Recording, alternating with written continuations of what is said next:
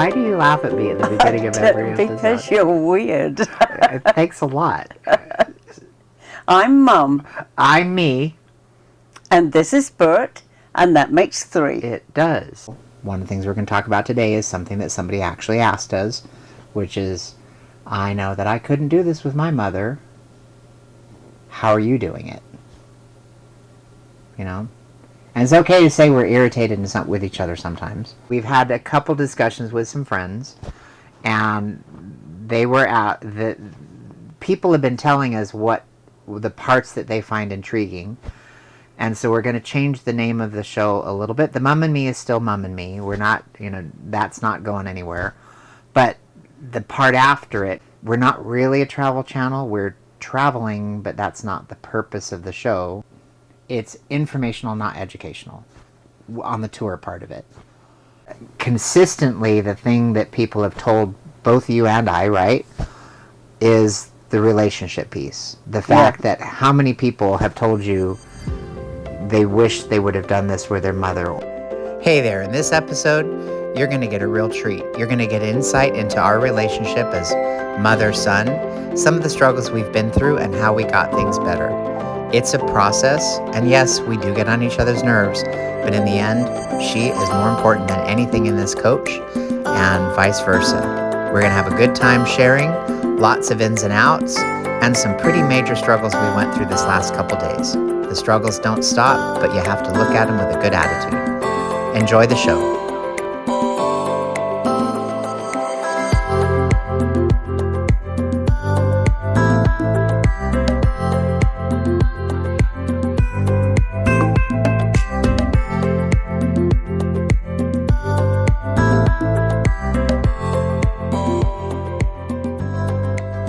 One person tell you, I'll let you, I'm not going to put your words in your mouth. One lady told me, the mother of a very good friend of ours, that her husband had wanted to do this, wanted to actually travel in an RV across the United States. He had been a sailor, and then he passed away, and now she is so sad that she didn't go to do this. And she's so excited for us. She is excited. She wants to, she's following us, I think, and I think she's happy that we are doing it and wishes she had done so. Yeah, I've had a lot of people, like I said, like a dear friend of mine, her mother died, from the remdesivir poisoning, and it was very sad. I mean, she was thankfully, the doctor or the head nurse or somebody liked her enough to let her in the hospital, which is just mind-blowing to me. But she was able to say goodbye to her mother through glass. But how many people didn't get to say goodbye to their parents at all?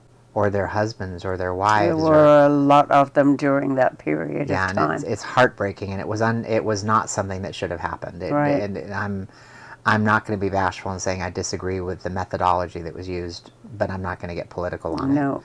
That's just from us being in the medical industry and knowing analytics and stuff. Anyway, and doing research. We had dinner this last week with a friend of ours up in Montana, and they were talking about what makes our show special and what they're enjoying about it.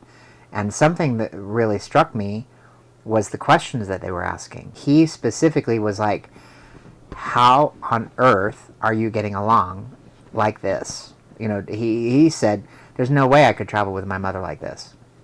And actually, we all can. It just requires some attention. And we've got to tell them where we've been to. Right this minute, we are it's 9:53 p.m. It says so on the television. It is bloody cold outside. It is. It's cold. Hence the We've blankets. got the fireplace on and the heater on. And he's icy cold. He touched me a little while ago, and I thought, you go away. Get out of my face. She says that to me anyway. And I can't even think. Oh, we're at Mount Rushmore. Yeah, we are. We haven't seen it yet. Why haven't we seen it, Mum? Because you broke the door. I broke the door. Oh, I guess I am the last one who touched it. So yeah, I've been telling customers for years that if you're going to sit there and go on an RV trip, you've genuinely got to be somebody who enjoys puzzles and be a sleuthsayer and somebody that's going to enjoy figuring things out, because I had 3 things break today and I was not real happy about it. I get in the shower, no hot water. So he thought I had turned the hot water off. But I could see you hadn't, because while you were over there, I put on my bathrobe and I poked my head around the corner. Turn and left. Prayed there was nobody outside the windows, because the drapes were open with these big double windows across from the bathroom door, which is not really the most sensible place to I put don't know, those. it looks kind of cool. It does. It looks beautiful. You just have to be careful. Yes. And we know I'm not necessarily always No, careful. I don't you're care. a klutz. Well, no, I just don't care. If somebody's gonna be peering in my windows, they're gonna get a show. And I actually did that on High Street once because somebody was bloody nosy. The water was on, everything should have been fine. It didn't work. And so then I had to put my clothes back on, go outside, make sure the furnace was running. It was running. I just pressed a reset, but it was already on, so I don't know what the heck the deal was. Got back in, started my shower, and then the gray water tank was full, so then my feet were filling with water, so I had to do a very fast shower. When this is a day we've got full facilities, we were not dry camping. I should have had a nice, long, hot shower. No. I didn't know that could happen. That's disgusting. Oh, no, it just barely. You can tell when it's coming up. Oh. So I wasn't actually standing in water, but that's the next stage. So I turned the water off and washed my hair and got the soap out and all that stuff. So I was like, oh, crap. But that's number one. Then while I went outside, I shut the door and I could hear it. And I'm like, son of a bitch, it happened. The frickin' door lock snapped inside. 3rd time it's happened. The damn doorknob cost $200 a pop. And I was gonna get one in Arizona, but they didn't have one before I left, and we needed to get on the road. So I was gonna get one in New York when we get there. And I'm like, you've got to be freaking kidding me. And I've been stressed about it. And the thing I was the most stressed about is we figured out the windows, which was my way of sneaking back in, because I know how to open them. Well, now I've actually fixed them, so now they don't open. So thank God you were inside. Very true. But you couldn't open the door. I wish I'd been behind you, because the picture would have been It would have been funny. It would have been. Because I did freaking dips yesterday. And chest. So the 2 exercises I need to stand on the tire, to heave myself up through the window, the muscles that you're using for that are all sore because of my heavy-ass workout that Marcel gave me yesterday. Oh my gosh, I thought I was going to die, and I couldn't not do it, so it was one chance, and that was it. So I forced my way up through that window, and I got in. But then I had to relax for a second after I got parked, so my head went down, my feet went up, and my ass end went up, and I literally was tilted like this. My head was face first in the seat of the chair, and I thought, these new ladies came in, and I thought, I hope they're not watching. That really is, honest to God, what I thought of, because I was like, holy shit, this is not good. This is not pretty. We're doing a YouTube channel, and I look like a damned idiot. Well, I look like an idiot most of the time anyway, but I couldn't believe it. So anyway, so I got back inside, then I did my shower, and that's when I was like, crud, the water's filling up, or I would have already done it. And then that means I had to get the door handle off the wall, off the door, which meant I had to go buy a new door. And do we have Wi-Fi here? We don't have Wi-Fi, no internet, no telephone calls coming in, none going out. No text messages? Yeah. So we're isolated. And I here. had made the mistake of saying it's so peaceful here without all that stuff. When you need it, you need it, You right? really do. It's not convenient. Yeah. And especially when you're doing stuff like this. So based on some feedback, I re-edited the episode 8. It is finished. It's actually been finished for about 10 days. And we couldn't upload it. I couldn't upload the damn thing. I ended up re-editing it until do you know what time I went to bed editing this dumb video a second time? No. 3 in the morning. And I was like, I started falling asleep while I was because I watch one time through when it's finished to make sure I didn't forget something, because then you like, oh, I got this backwards or that backwards, or I forgot my music there or there. So I went back and watched a clean slate, and then I was falling asleep on my own damn video. I think this episode 8 is better. I actually watched it, and every time I felt like I'm going to skip it, and just because I've seen it before, every time I thought I would skip it, I was like, ooh, I need to pay attention, because it was changing quick enough that I think that it's better. So what were we really going to talk about? We go to Anderson. Let's at least update people where we're at. So we go to Anderson, a.k.a. Reddin, California. See my brother. The first day, Darcy and I, my sister, we go and visit. Darcy and I go and look at a couple things. We go and walking down by the river, so there's some good videos of that. And then we go back home. We did some you did some laundry. And really, we had dinner with the family that night. Really great to see everybody there. I believe I've got some photos of the dinner that I'll post in here really quick. And then we got to play with your great-grandkids, my great-nephews and nieces. Really wonderful time. We had so much fun with everybody. The next day, we go to this cool cemetery, which I've got some videos and some pictures. We go to the waterfall, which was beautiful. Jack got to play in the waterfall. Dang, that kid is so freaking cute. It was really nice to see everybody, because it's been how long? We were talking about that. It's been years since we saw them. Yeah. And part of it was COVID lockdown, which is stupid. But, how many families have been separated from each other? Too many. Keith's oldest son, Darren, actually works in a lab and was working on the COVID program and was going to come and see me. Yeah, they were looking after you, which was sweet. They were looking after me, but it ended up with me not seeing any of my family for a long time. In this environment, there's so many people have been isolated. Yeah. And so much going on. And again, I don't want to go down that road. No. It's not something I agree with, and that's fine. But there's so many repercussions because of it, because of the shutdown and the isolation and psychological issues and kids and educational delays and so much unintended consequences. Being former business leaders, that's what you and I do, is we look at the unintended consequences before their events, because you figure out how to navigate and to prevent those types of things happening. Well, we didn't have anybody looking after the unintended or caring about looking at the unintended. Right. Which is what frustrated you and I so much with that, because we were looking at the unintended consequences and nobody else was. We ended up getting through that, and really, really enjoying our time there. So overdue with both Keith and Kim and our families, and really glad we started. Well, I had never met Jack. Me either. Jack is 3 years old. Jack. And I hadn't seen him. That kid is freaking adorable. Oh my goodness. Yeah. I had so much fun playing on the floor with him. I'm his new friend. Well, let's get back to why we did this show, and then we'll get back to that other thing. It's getting long again. I know, but we will edit some of this out too. Remember, I edited more than half of the show out each time. So there is a lot of editing happening.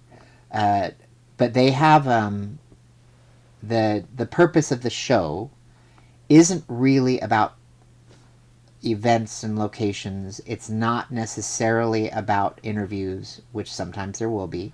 We're kind of doing what the hell we feel like doing. But the motivation of the trip was, I didn't want to see you decline, and you were. I mean, very clearly you were declining a lot. We realized that your decline was largely you were sitting by yourself, watching TV, and that was it. And he was asking about how the heck are we even doing this? Obviously, your relationship is so wonderful, and that's what we're going to talk about. It really wasn't always wonderful, was it? No. So I will divulge first, or do you want to divulge first? I'll divulge first. No, you feel free. We basically didn't speak hardly at all for about 7 years. And that's right. It started just before Spencer was born. Slightly before we found out we were pregnant. Because in the middle of that window of not speaking, my wife of the time and I went over to your house that night and shared that we were pregnant, and it was very late, and it wasn't exciting, it wasn't huggy, lovey, chatty, it was just kind of matter-of-fact-ish, and we left, and it was uncomfortable. That was a very uncomfortable evening. And then that was about the last time we talked until the night before Spencer was born. I called you and I said, do you want to know when Spencer's born or not? And I will allude to what it was without getting into hairy detail. But and you said, yes, I'd like to know. And so the next morning we ended up going in, she went into labor. The guy does all the hard work, but she went into labor. And I called and let you know in the morning that we were having Spencer, and that was it. And the precursor to all of that, and again, the story of why we got there isn't important, but there was other people involved that were playing really you against me. Two sides against the middle. Yeah, it and was bad. it took 7 years. I actually surmised what was going on fairly early in the process. But if you don't know me, I'm very stubborn. And I get it from her. There is no doubt about that. We did the round tables when I was little, and I am not somebody who's willing to sweep something under the rug. Period. Ever, for any reason, because then you have a lumpy carpet and everybody trips over it. And I don't want to do that. I don't want elephants in the room. If there's a problem, just freaking talk about it. Get over it. So I repeatedly said, I can't wait to see you, but we need to talk first, period. And I was stubborn with that. Now, what nobody knew was Nana and I were meeting privately, just her and I, when you were at work. Because I didn't want to lose that relationship, and I knew we would get over it. I just didn't know when we would get over it.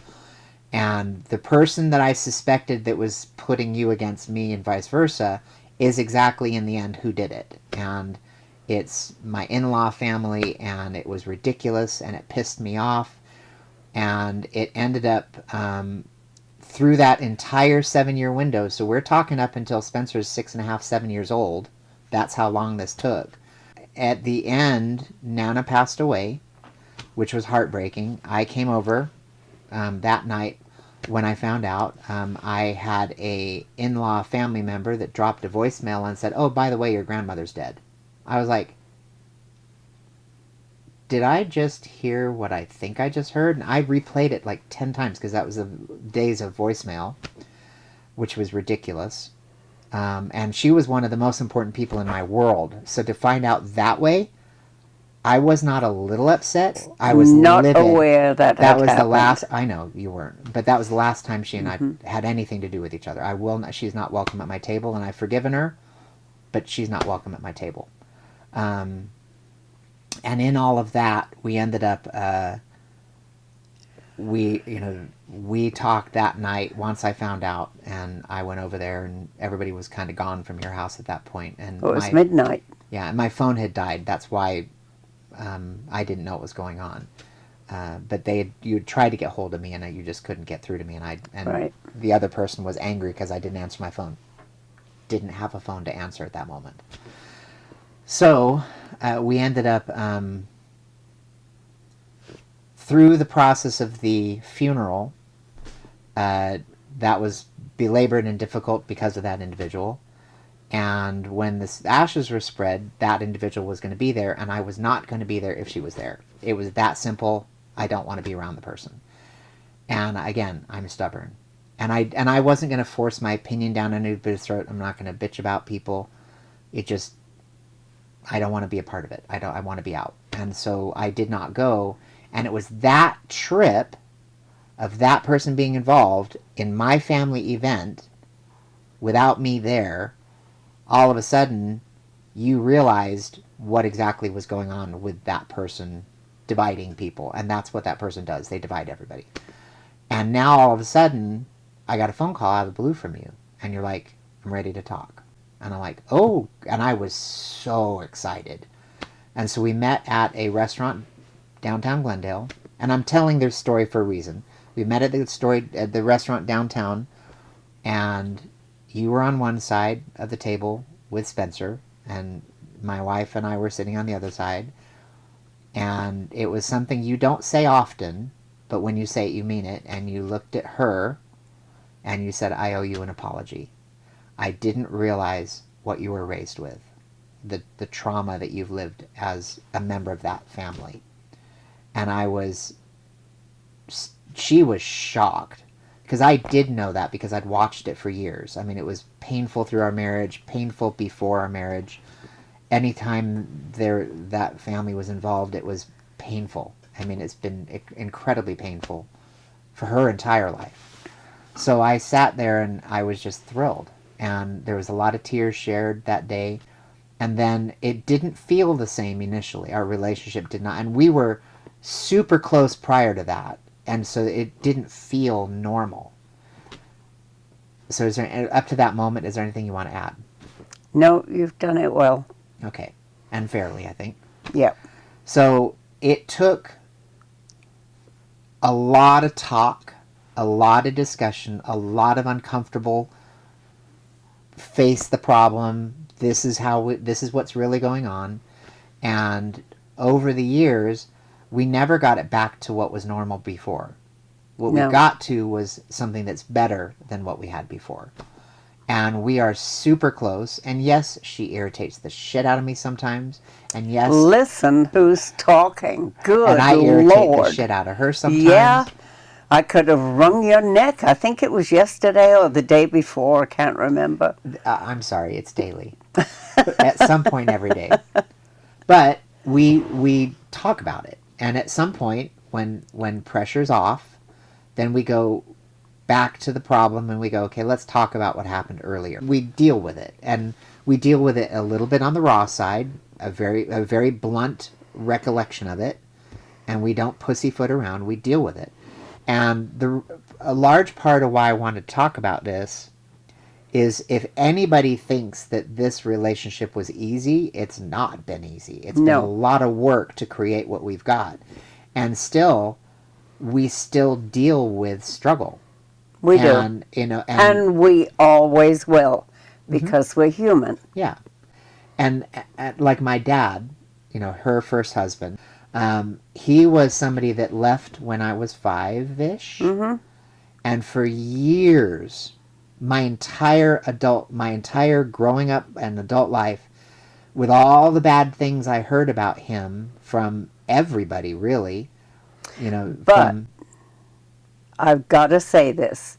When he wasn't drunk, he was the sweetest guy you will ever meet, and everybody loved him. Mm-hmm. But he had these lapses that were pretty devastating. Which is where I was going. As an adult, my pastor, Pastor Don, made a recommendation to the whole church, not just to me, that if you've got somebody you're struggling with, write a letter to them. And you don't have to mail it, just write a letter, get it off your chest, and forgive them. And the whole purpose of that was forgiveness. And I might start crying. But the forgiveness, forgiving my dad in that letter, and I'm shooting straight, you were not particularly thrilled I was writing the letter when I did write the letter. I didn't want you to be hurt anymore. And I didn't know the motivation, but I'm like, I don't care, I'm going to write a letter. Spencer at that moment was 1.5, 2 years old. I'm not sure. Yeah, it was in the window where we really didn't talk much. And I ended up writing a letter to him. I said, I don't need any response. I don't expect anything from you. I just need you to know I didn't walk through your shoes. I don't know what you experienced. I forgive you. I let it go. God bless you. I wish you the best. It was a very, very releasing letter for me. And he ended up writing me back and sending me photos. And then we ended up meeting. And I got to meet the adult version of him when he wasn't drunk. And he's a Christian, and I'm a Christian, and we were able to talk for hours and hours. And it was neat to meet the man that you liked, because I got to meet that version of my dad. In a snapshot, our whole relationship was healed. And all of the burden I'd carried around for so many years was gone. And he carried. Oh, big time. Yeah. He carried enormous regret. And I didn't want that for him. I didn't want it for me. And I didn't want him to go to his grave and not forgive him. And I'll tell you, when we did go back up shortly afterwards to bury him, I really was at peace. And had I not forgiven him, had I not written that letter, I would struggle forever. So I'm really grateful. Same thing with you. If we had not talked, if you had gone to your grave and we had not reconciled, I would have lived in regret.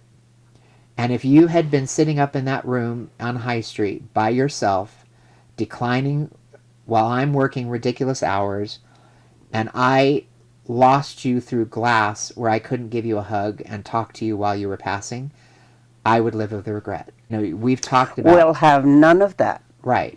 So what we're going to do is we're going to call this the No Regrets Tour. It's still MumAndMe, but it's the No Regrets Tour. And we... the piece that we want to share is our relationship.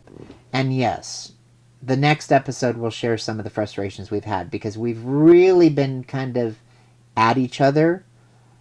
Not a lot, but enough times that it's like we had to really get to grips with how we're going to do this.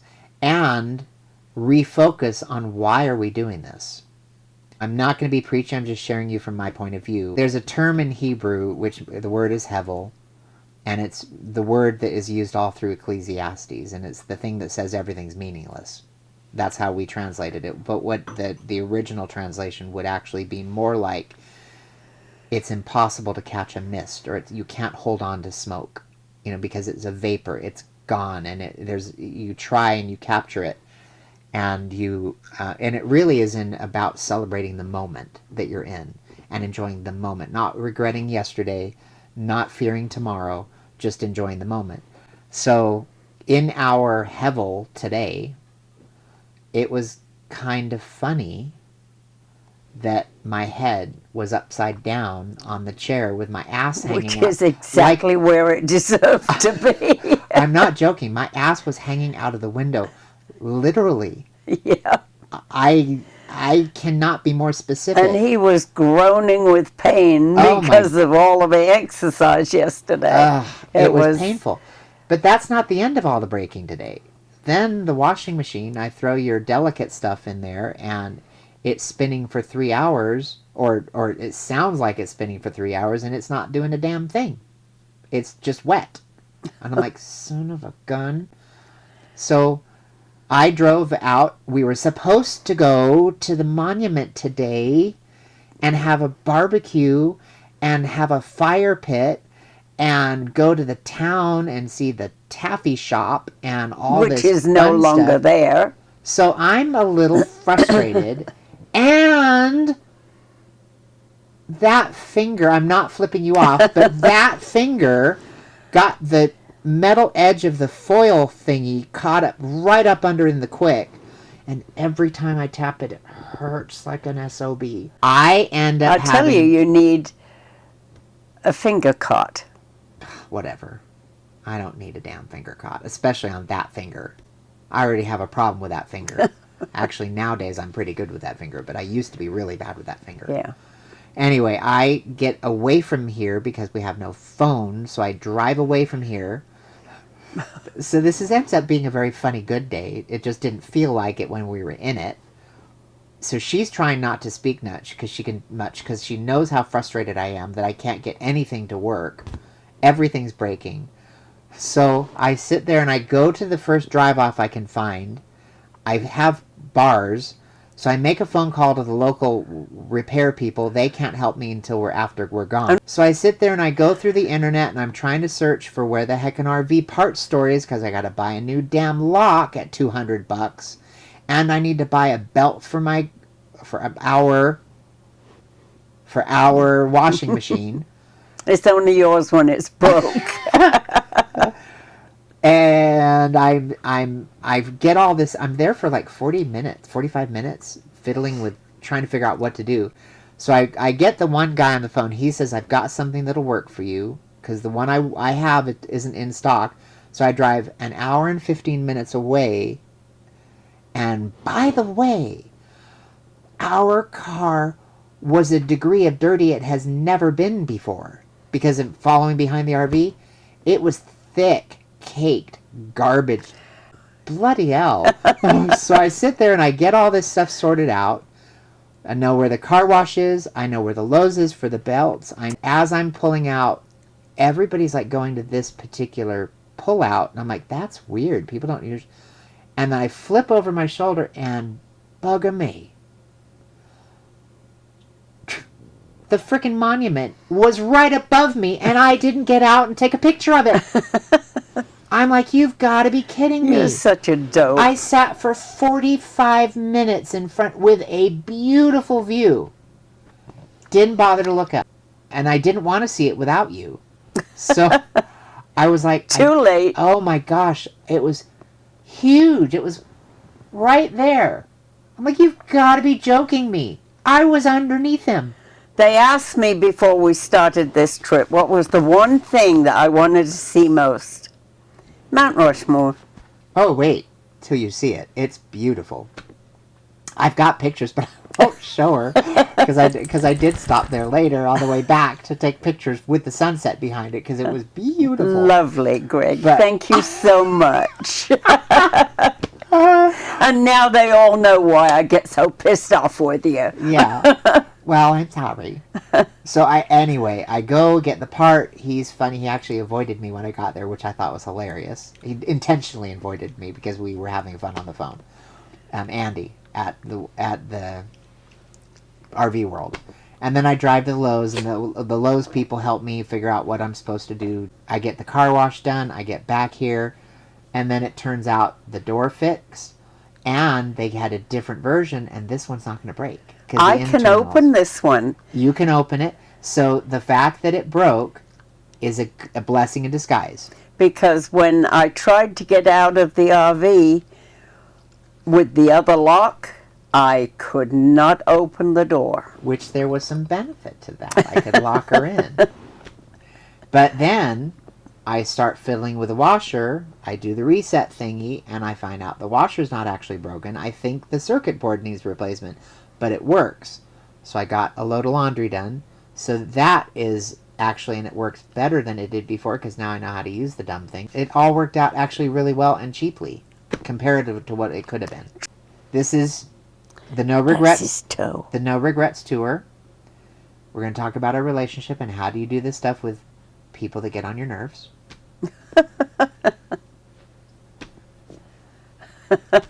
And about our relationship and the stuff that we've overcome and things like that. We will definitely probably overshare, but that's who we are.